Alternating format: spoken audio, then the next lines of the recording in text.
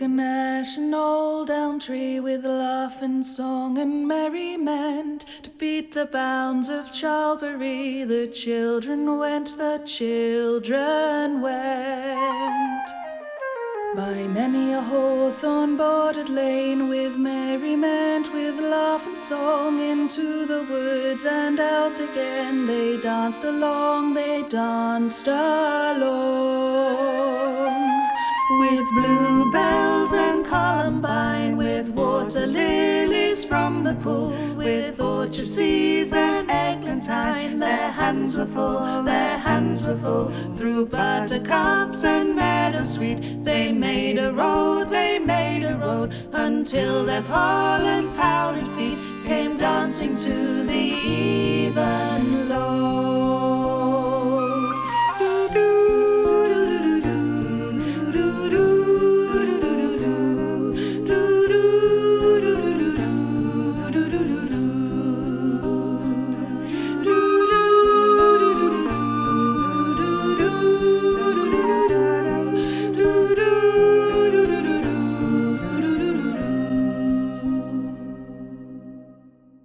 We've called the film Tragedy, Bravery and Mystery.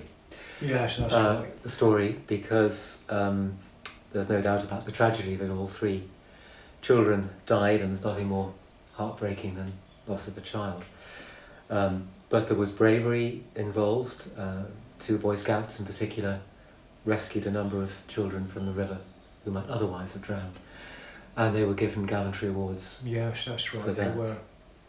And there's a mystery at the centre of the whole thing, really, which is why, having safely got most of the walking party across the river at a particular point on the even load, for the last ill-fated crossing, the organisers decided to move the punt 600 or 700 yards further upstream. I didn't really understand that too much, how they did that. It could have been because the people were wanted to cross at a different area, closer to where the actual boundary was. And it could have been that some people came in from a different angle anyway, couldn't it? It could indeed, Something obviously happened. Yeah. Well, we think the bulk of the party got to the fields at Walcott along the Millfield or along Walcott Lane over the railway bridge. That's right. And through the meadow. Because they didn't all go the same direction, did they? Didn't. They didn't. They went in from different ways. Some possibly came from the old oak, which is the current starting point for the beating the bounds walk. So this map shows what we do with beating the bounds these days. We follow the parish boundary to a large extent, but not completely. I'll explain that. We start at the old oak on Forest Road, skirt round Cornbury Deer Park, cross the bridge by North Lodge, along the river, between the river and the railway line, turn back on ourselves by the Solar Farm, across the fields to Bevis Farm, along the Woodstock Road to the Saltway, and then to Mottle Farm and Ditchley for lunch, and then in the afternoon via Banbury Hill Farm to Spelsbury through Dean Grove, and then we turn back towards Charlbury and come to the bottom of Dyer's Hill via the Millfield this way. So what we don't do is we don't follow the exact line of the parish boundary, which goes something like this across the river and across the field. And of course what they were trying to do in 1924 was they were going along the Millfield to Walcott, crossing the river there in this direction, going round clockwise.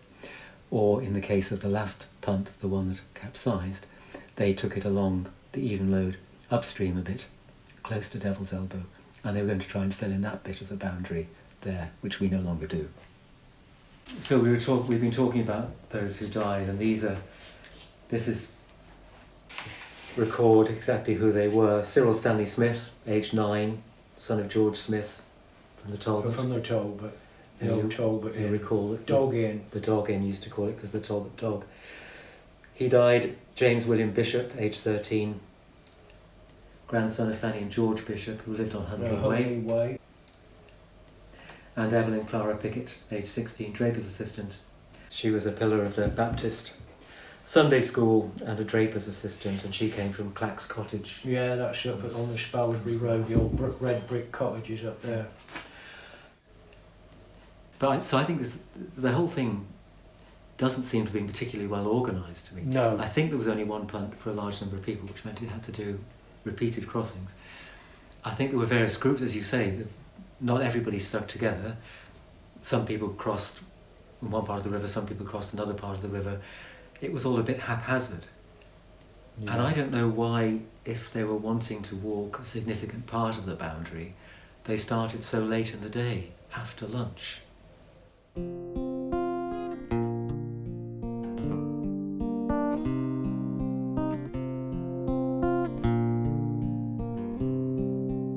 I'll now give you my version of what happened. In the morning of the day in question, Mrs. Kibble asked me if I would help her take the boat up the river in the afternoon, ready for the occasion, which I of course consented to. But did we have a job? For the river was what you would have called high tide. The practice was to meet at the church, proceed up the millfields, cross the river by boat, proceed across the fields to Ditchley, partake of refreshments, and then make for home. But the casualty occurred at the river crossing. Too many on the boat. Also one very heavy person moved across while it was halfway, therefore upsetting the balance, tipping all the people out. Everyone was expected saved, until I shouted to the other bank, inquiring for a certain girl, but she was missing. That started dragging operations, but no girl. The dragging continued. Then a boy was found. Still going on, the girl was eventually found. I might say, though, not wanting praise, that I pulled 3 children out with a punt pole, but they were just holding their hands above water, so I put the pole for them to catch hold of and drew them to the bank. And one of the sources of information we have about that day are photographs taken by the Chipping Norton father and son photographers who apparently used to go around the country on a motorbike and sidecar. Yeah, that's how they went on. It's how these photographs have existed. It was wonderful, really, how he did it, because it's a good record for a lot of different things. And especially this day we're interested in now, May the 29th, 1924, where large numbers of people gathered at lunchtime on the vicarage lawn, and there was a hymn sung because it was Ascension Day. Yes. It's recorded that it was Hail the day that sees him rise. But it looks by the photograph, it was quite a nice day as well, didn't it? I think it was, by all accounts, a lovely spring day. Yeah, it looks like it. Lots of people, large numbers of children. Yeah, see, they were all dressed, nicely dressed, when they all going to have a happy day out. They were, little knowing what was to come. Now, on these 2 photographs, you actually know some of the people. Yeah, that's right. This is the photograph of the school children before they actually took part in it, and that's my mother there. That's Mrs. She was Eileen Bowen at the time, but became Mrs. Jackson. Yes, Eileen Jackson. There she is. But here, this is very poignant because you said there weren't many boys in the previous picture, but here is Cyril Smith. Yeah, we think this is Cyril Smith, and he was 8 years old. He's got his stick, look, the stick that they cut out the hedges for carving for the competition. And whoever had the best stick was judged and voted the champion, and that was Charlie Gonn that won he won the prize.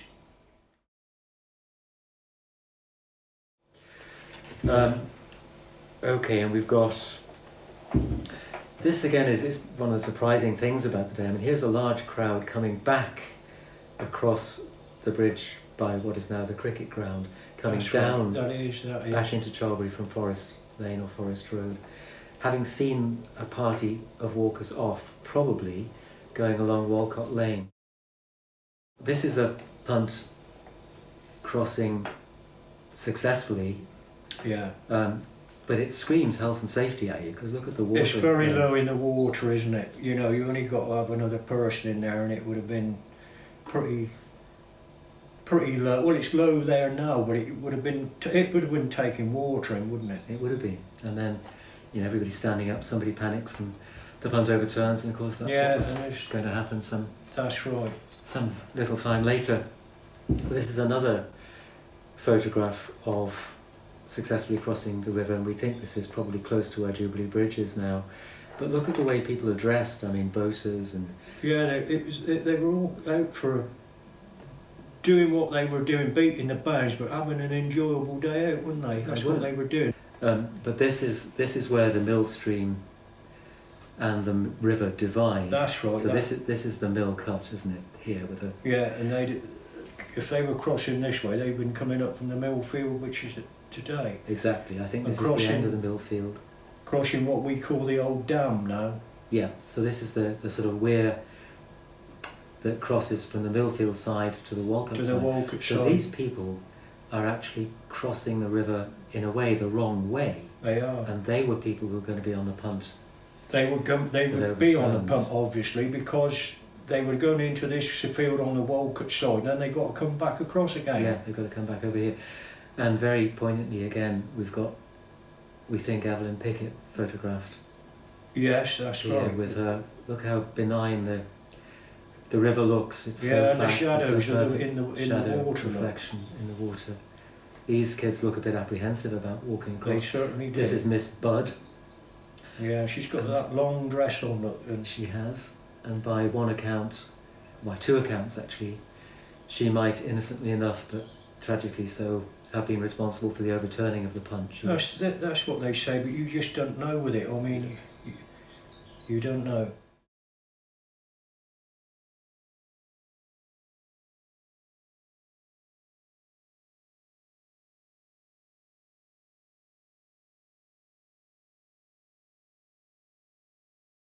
I was at school, about 11 years old.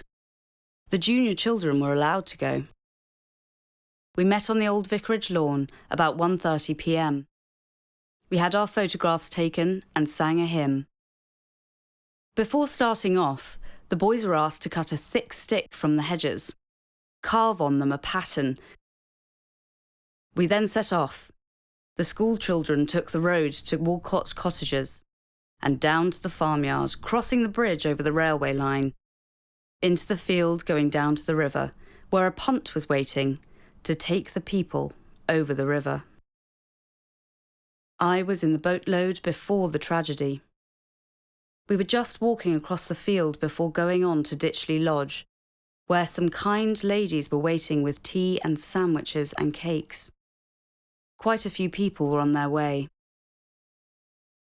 We heard such a lot of commotion and screaming. Canon Payne, our vicar, appeared from somewhere and said, "Don't look round. Keep going, keep going. There's been an accident." The boat went down opposite Walcott, the other side of Jubilee Bridge, which wasn't there then. The part of the river was called Devil's Elbow. It was the deepest part. By this time, rescuing was going on. 3 Boy Scouts, Ewart and Harold Taylor, brothers, and Roy Cozier. Ewart Taylor rescued Olive, and Sir Arthur Winnie paid for him to be apprenticed to a firm of builders in Oxford.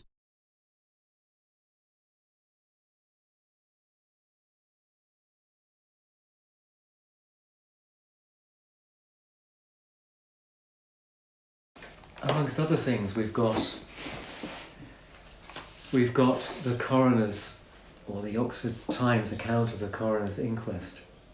Now, Mr. Taylor is Isaac Taylor is the chair of the town council at the time, and his son Ewart was one of the scouts. Taylor.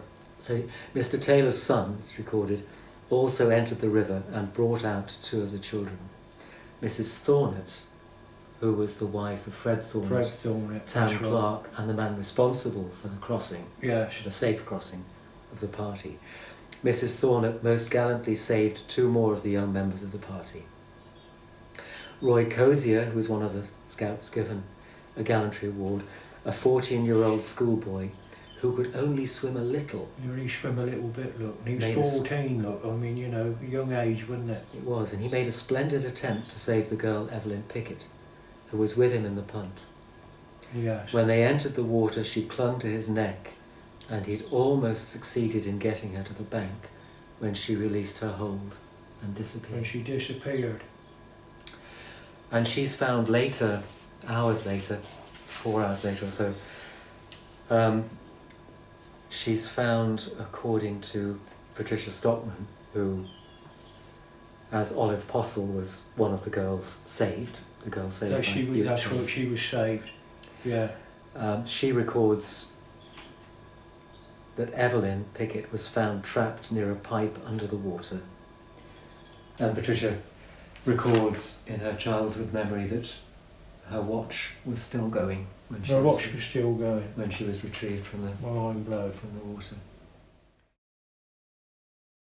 The boat was ready on the brink. They crowded in, How could so light a cargo sink? Tears and what laughter does begin. Haunt of glittering dragonfly, the kingfisher goes flashing by. The willow bordered water sleep, but still waters run deep. Haunt of glittering dragonfly, the kingfisher goes flashing by.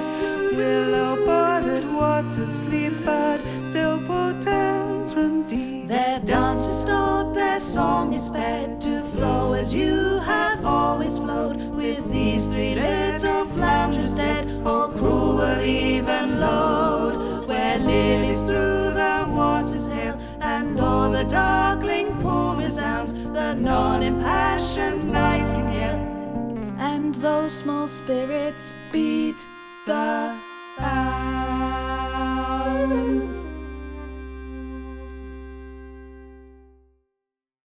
We were saying that one of the mystery, or perhaps the central mystery here, is why they decided to cross upstream from the previous crossing point for that final journey, and why they took the punt to what was the deepest part of the river, ironically. This is what we couldn't understand, wasn't it? And the coroner is told by Mr. Foster. Mr. Foster was the butcher. And the coroner's asked for people who have relevant information who haven't already spoken to say something. And he's recorded as saying, it ought to be made plain that the majority of the people were taken across the river some 600 or 700 yards below where the accident occurred. Yes. And this boat, that's the one that overturned, had to be taken a long way upriver to get the last party across. This is what we don't really know, why they went up the river further, unless it was because that they went up to actually where the actual boundary was, or they might even have come in from a different direction. I think you could well be right about that. A couple of the people who give evidence to the inquest describe the state of the river. Well, Amos George, who you remember? Yes, I do. Yeah, I can remember him.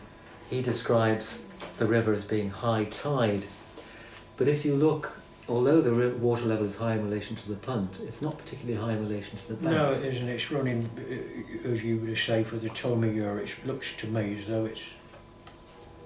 And here it's very placid. It's not too bad. It looks pretty placid there. Although you look at this photograph there, there's quite a lot of ripple in the water. There's a current, isn't there? You wouldn't say it was flowing heavily, would you? It's not in flood. And when the river is in flood, you definitely can't not. get And you across. can tell by the outside of these fields. Look at the flowers in the fields, look. Yeah. So when the river is high, you can't get across this area by you wouldn't. The water flows over it too strongly. So I don't think the explanation for the overturning was that the river was simply in space. I don't think that's part of it at all. Although that was an account given to the inquest. That was one of the accounts, wasn't it? So we still don't know, and it's possible that Miss Budd moving around in the punt caused it to capsize. The evening of the tragedy, there was a terrible thunderstorm. People lined the riverbank, waiting.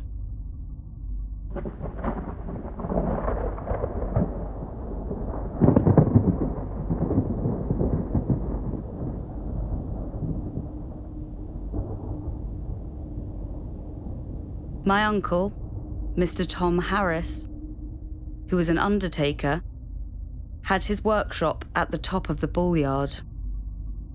He made Evelyn's coffin. I watched him make it. And Mr. Collins, who lived in Church Street, was another undertaker. He did the 2 boys' coffins. The bearers were young men from Charlbury. On the day of the funerals, Charlbury came to a standstill. The school was closed, all the shops and pubs. The church was full to overflowing.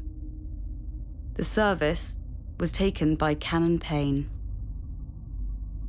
Crowds followed the coffins along Church Lane and Thames Street to the cemetery, where they were all 3 buried in the same grave.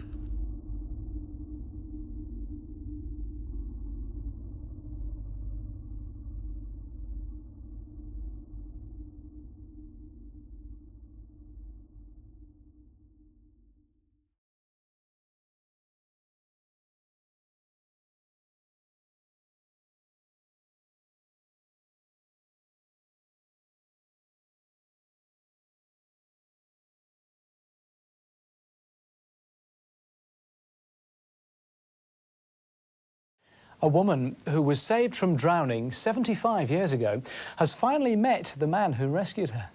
Patricia Stockman was on a punt which overturned.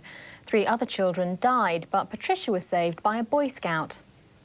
It's a moment Patricia Stockman has waited 75 years for, to meet the man who saved her life. Thank you very, very much for what you did on that day. Long time since I saw you last. Absolutely wonderful. Patricia and Ewart were just children back then. He was a Boy Scout who'd been taking part in the annual beating of the Bounds ceremony at the village of Charlbury. As these photographs, taken on the day of the accident, show, a punt was being used to ferry people across the River Evenlode. I see the people in the water, just pick them up and pick them up. They weren't floating around. I didn't have to dive in or anything, they just held them up. You could stand up once they were found, but it wasn't all that deep, I don't think. He's given me 75 years of wonderful life. I had a marvellous life, and to be able to say thank you to him at this stage is just wonderful. Afterwards, the two, together with some villagers, went back down to the scene of the tragedy. I just crossed the river in the boat previous to the accident, and we were just walking across the river, and we heard a lot of screaming and commotion, and being children, we turned round, and our vicar, the Reverend Payne, came to us and said, don't turn around, keep going, there's been an accident. The next thing I remember was being in the boat, and then suddenly it turning over, and great panic, because there were, so many people in the water and so on. Afterwards, they went to the churchyard to pay their respects to the children who drowned in the accident. It's a poignant moment for Patricia, for without Ewart to rescue her, there might have been 4 names on this gravestone instead of 3. It's an amazing story, isn't it? Well, just to have the photographs and everything from there the as well, time. isn't it? Fantastic, Bring it all back. yeah. Great they were able to get together again.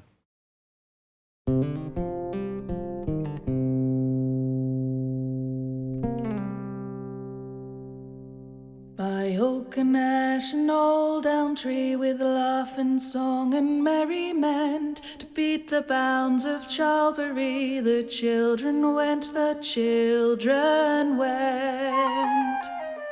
By many a hawthorn bordered lane, with merriment, with laugh and song, into the woods and out again, they danced along, they danced along. With bluebells and columbine, with water lilies from the pool, with orchards and eglantine, their hands were full, their hands were full. Through buttercups and meadow sweet, they made a road, until their pollen powdered feet came dancing to the even load.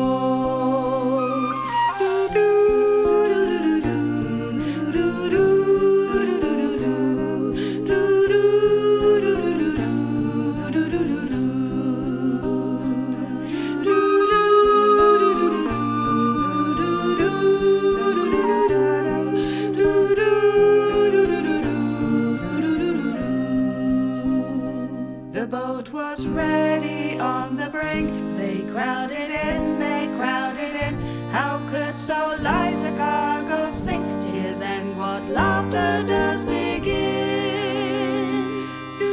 Haunt of glittering dragonfly, the kingfisher goes flashing by. The willow bordered water sleep, but still waters run deep. Haunt of glittering dragonfly, the kingfisher goes flashing by. Willow bordered water sleep, but still waters run deep. Their dance is stopped, their song is sped to flow as you have always flowed. With these three little flounders dead, or cruel even load, where lilies through the waters hail, and o'er the darkling pool resounds the non-impassioned nightingale. And those small spirits beat the bounds.